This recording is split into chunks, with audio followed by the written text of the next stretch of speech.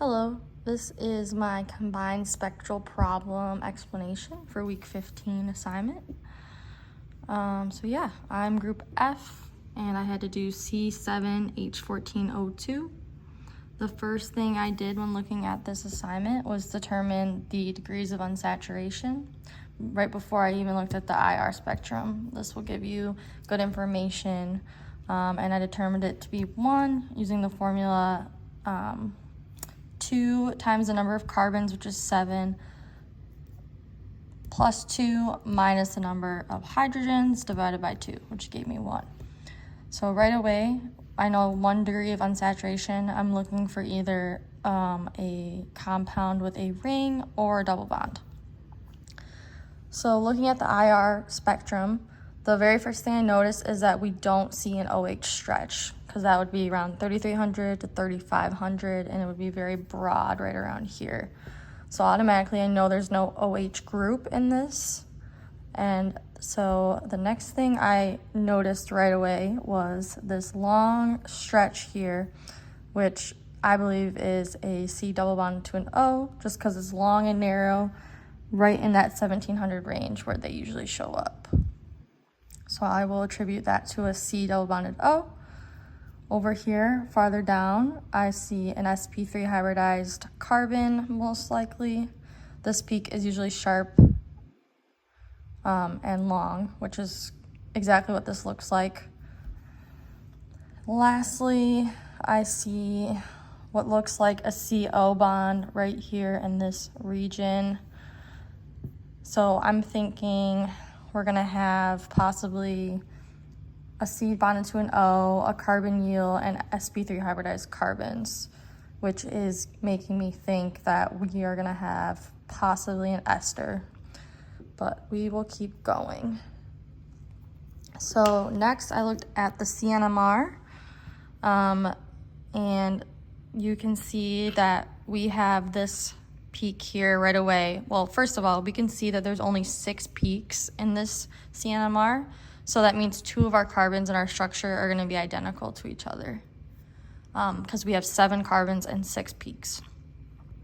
So this peak right here, all the way down towards 170-ish, it's going to be an sp2, and it's going to be very de-shielded. So I'm thinking this is where our carbonyl carbon bonded to our oxygen is going to be.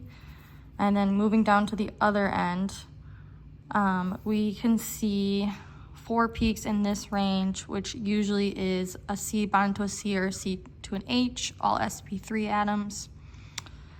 Because usually our sp3 atoms will fall less than 100 and our sp2 atoms will fall above 100. And then lastly, we see this CO bond at about 60, and this is right in the range we would expect for CO, usually like 50 to 80 in there. And this is downfield more due to this electronegative atom that is bonded to. So I will flip over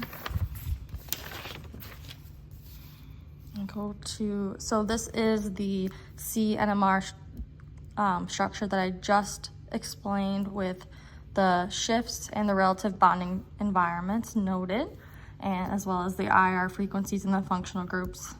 I also noted that there could be CC bonds located in the fingerprint region of the IR spectrum that we're not seeing, because sometimes they do not show up well. Lastly, I looked at the HNMR and the relative integration, multiplicities, and interpretations. So I started on this end of the HNMR.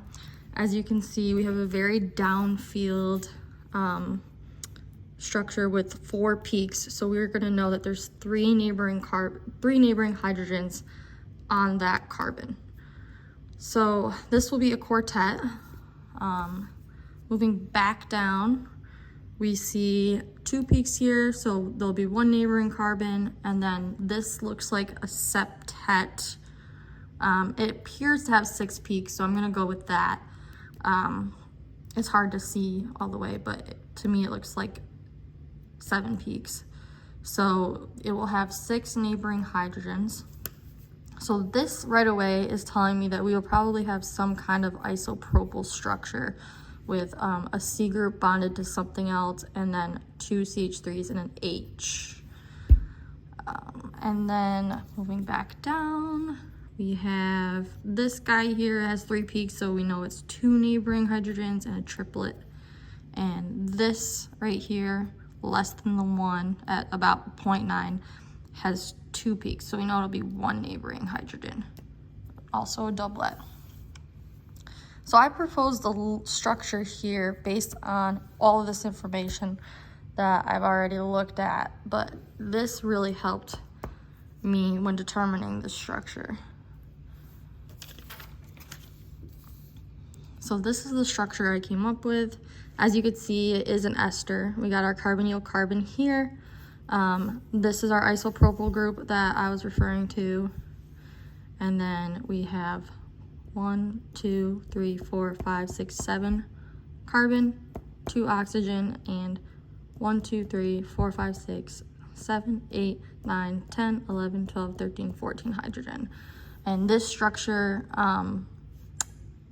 is maintaining all of these functional groups, bonding environments, and interpretations that we found in our IR, CNMR, and HNMR spectrum. So this is the answer.